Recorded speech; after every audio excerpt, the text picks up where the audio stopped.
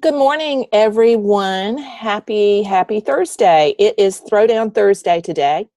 And Stephanie and I thought we would give you a little extra challenge today. Instead of just posting a link to your regular social media or your website or your blog, we want to challenge everyone to do a short video or post a short video today for Throwdown Thursday. So as usual, make sure it's not a sale video, but let's think about what kind of things you could do on that video. You could talk a little bit about yourself as an artist. You could show a few of your works. So there are all kind of ways that you could use it. There are three main reasons that I want to talk about that are important reasons for you to think about using video on social media and actually anywhere. First is that Facebook and Instagram are emphasizing social media right now. So are emphasizing video right now, sorry. So if you post a video on either one of those platforms, it's far more likely to get reach than if you just post an image.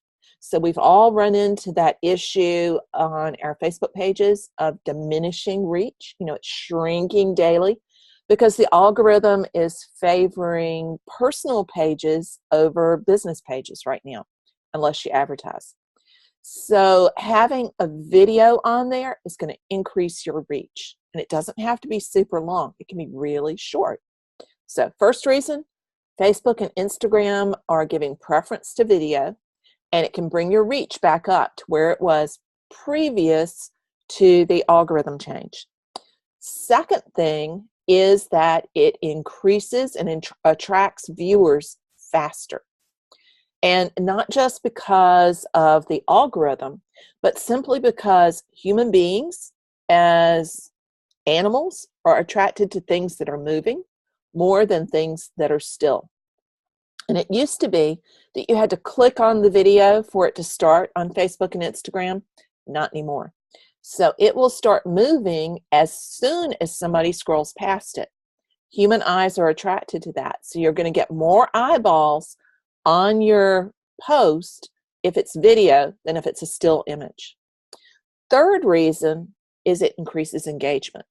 So engagement's really the name of the game on social media. Just posting without encouraging people to give you feedback or to talk to you is not going to do very much for you. So you really want to work on making sure that you're engaging with your viewers, that you're talking to them, you're asking questions, you're getting feedback and responses.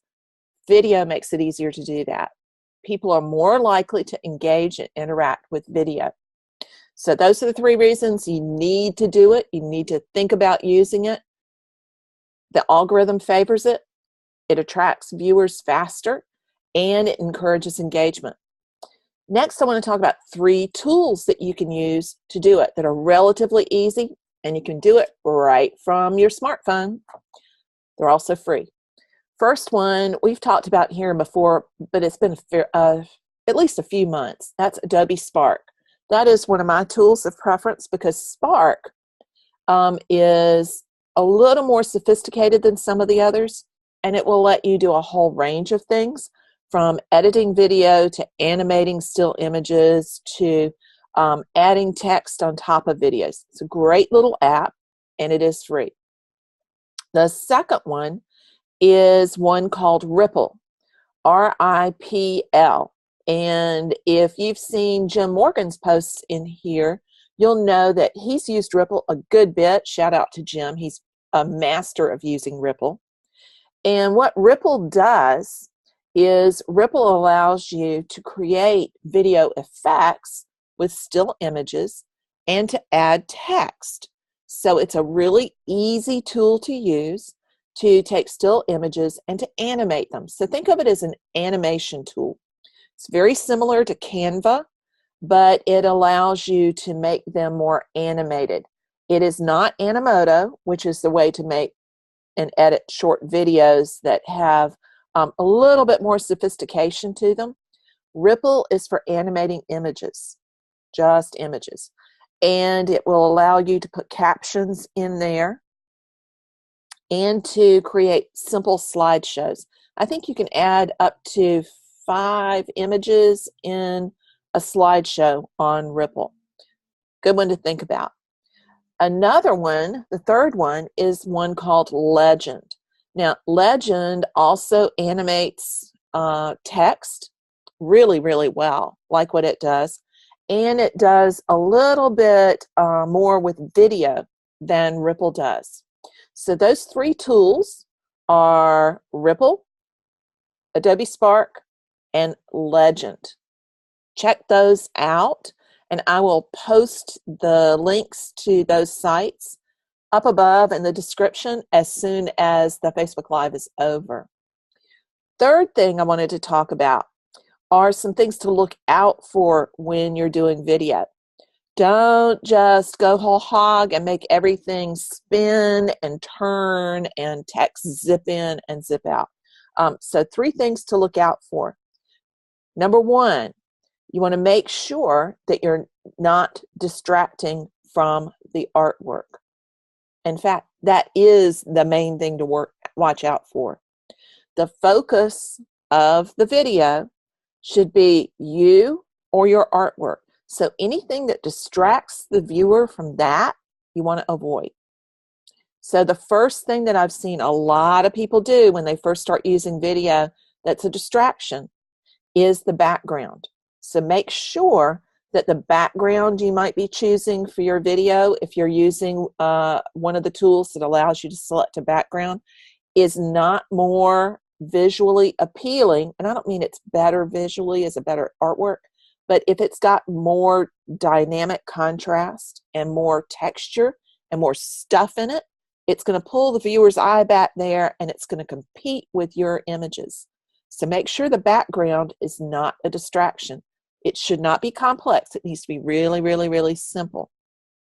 Second thing to watch out for is to make sure that transitions are really simple and that, again, they don't overwhelm the image. So if your painting flies in from the left, spins around, and then lands in the bottom right-hand corner, chances are you've just made the viewer dizzy. Don't do that. Make it simply enter, slowly, and stop.